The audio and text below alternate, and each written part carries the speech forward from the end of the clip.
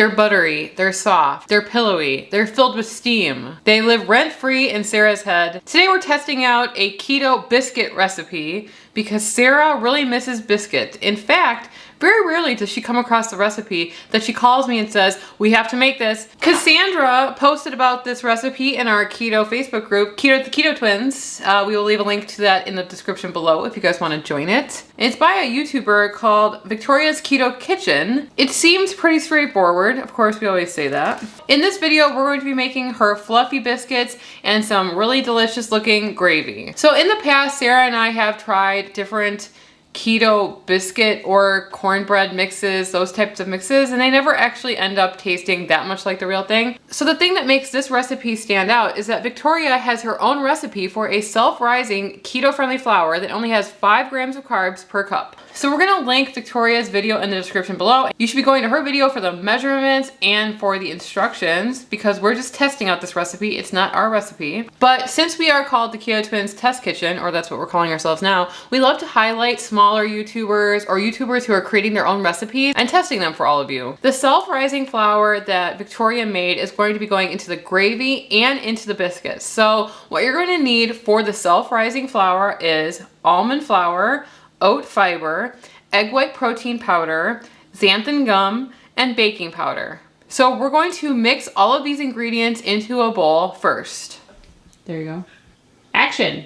So here we have our self-rising flour. Seems like a lot of flour, but we are going to be using this in both the gravy recipe and the biscuit recipe. So now that we have our self-rising flour all mixed up and ready to go, we're going to put this aside. We're going to start making our sausage gravy for our biscuits and gravy. Now we're going to start making our keto-friendly gravy. We are also using the recipe by Victoria's Keto Kitchen. We're going to link that below, but you're pretty much going to need sausage, her flour, spices, heavy cream, butter, etc. The first step is to brown our sausage, so we're gonna do that. We're using a mild Italian sausage, and we're just gonna cook this up until it's brown.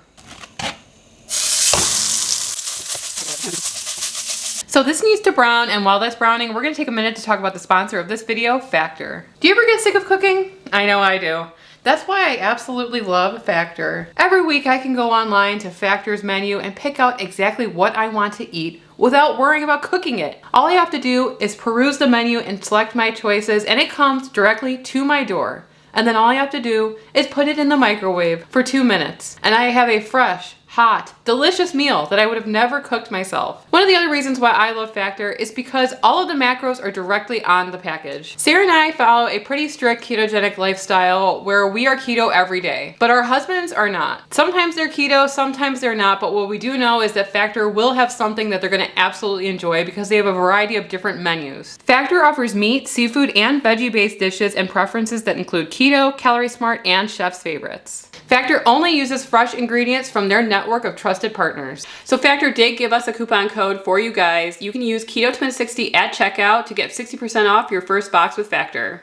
So now that our Italian sausage is browned, we're gonna start adding in our other ingredients. We're gonna throw in some butter, we're gonna put some salt, some pepper. We're gonna add in some of Victoria's recipe for the flour that we made earlier.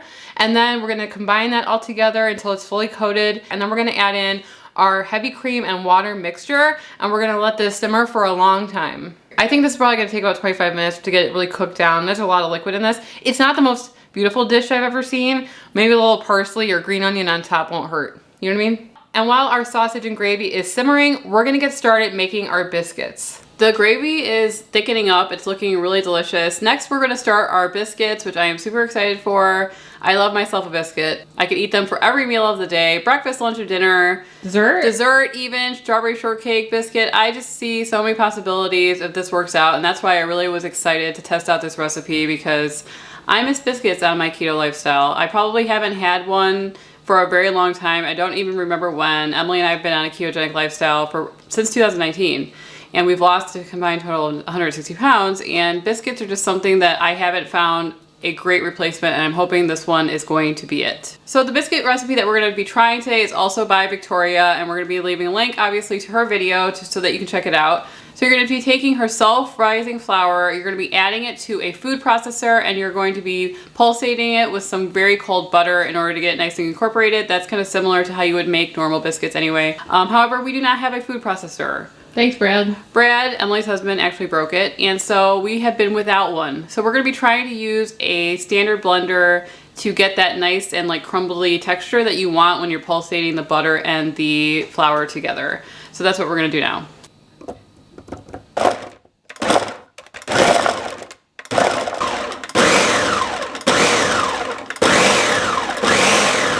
Here we have our mixture of our butter and Victoria's self-rising flour. We're gonna go ahead and put this in a bowl, and we're gonna be adding in some warm, heavy whipping cream and some apple cider vinegar and some allulose, and we're gonna mix to combine that.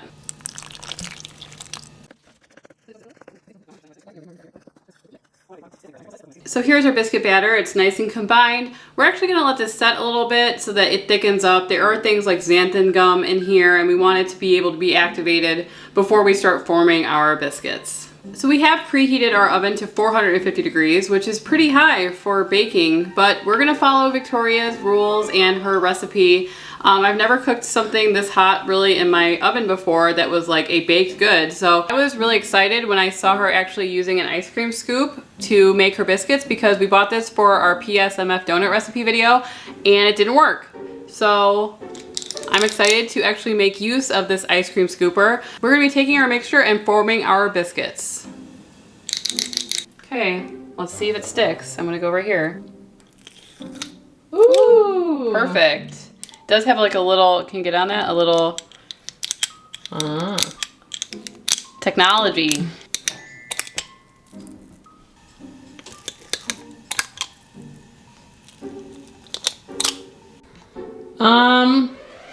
She was able to get 9. We are only able to get 8, but she didn't really specify what ice cream scoop size she was using, so I'm gonna blame it on that.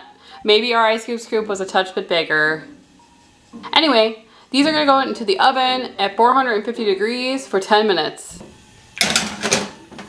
Oh, the gravy's looking really, really good, actually. Needs a little bit of parsley, though. Oh, here we are. Let's see how they, ooh, wow, that's fast. Whoa, it's hot. Those look pretty good. We're gonna let these biscuits cool down a bit. We're gonna cut them in half, put them on a plate. We're gonna ladle some of our delicious looking gravy on top of it. We're gonna put some greenery on top because you need some, or everything's just beige. And then we're gonna go downstairs and try it. I have a biscuit extract. A biscuit expert. No, extract. Oh. I think this looks delicious. What do you think? I think it looks lovely. So I think that Victoria used regular sausage. We used Italian sausage. Italian sausage has a bunch of spices in it. I think that's why ours is a little like more colorful. It looks really, really good though. I think that the parsley is necessary to green it up a little bit. I'm excited to try it. I thought maybe we should just try the biscuit by itself though, because Sarah is the biscuit expert and I want to see what she thinks about just the biscuit by itself. I wouldn't call myself an expert. Aficionado maybe? Yeah.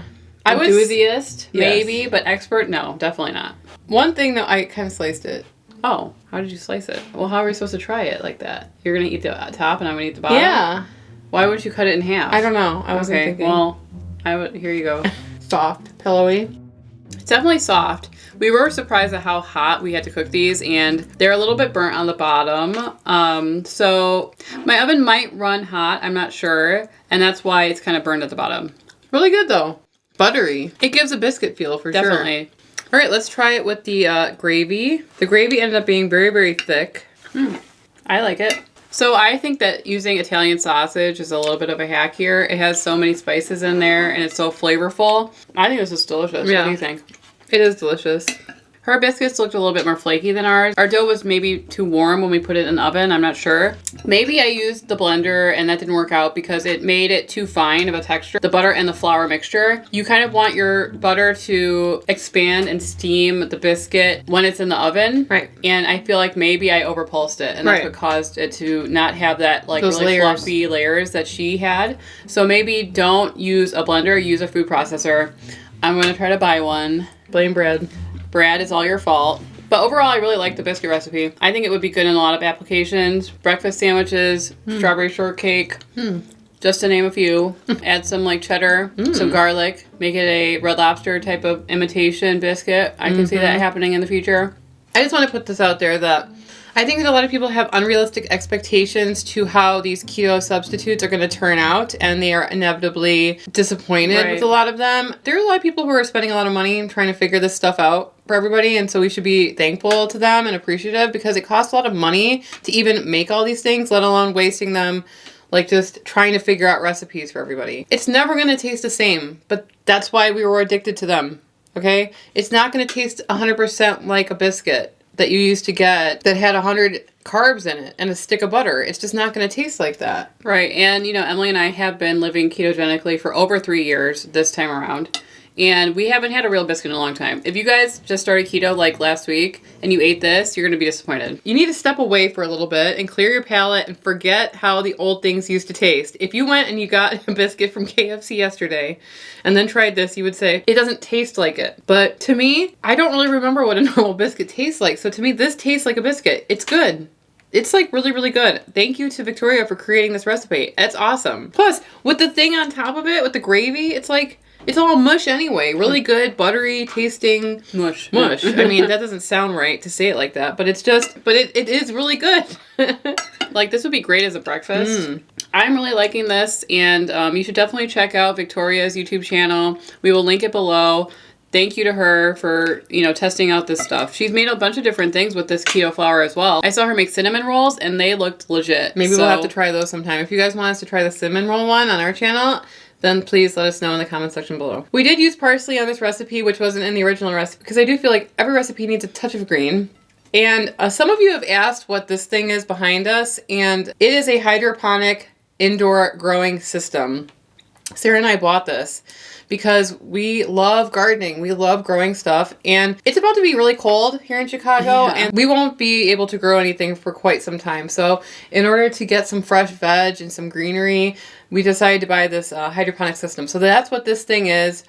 We can link it below if you guys are interested. We got it about a week and a half ago, and the plants are already like double in size that they were. It's really exciting. So I just wanted to answer what that thing was behind us. If you guys want to see the video where we tried to make PSMF Boston Cream Keto-Friendly Donuts, you can click right here on this video, and we'll see you over there. Anyway, I'm Emily. And I'm Sarah, and we are the Keto Twins, signing out.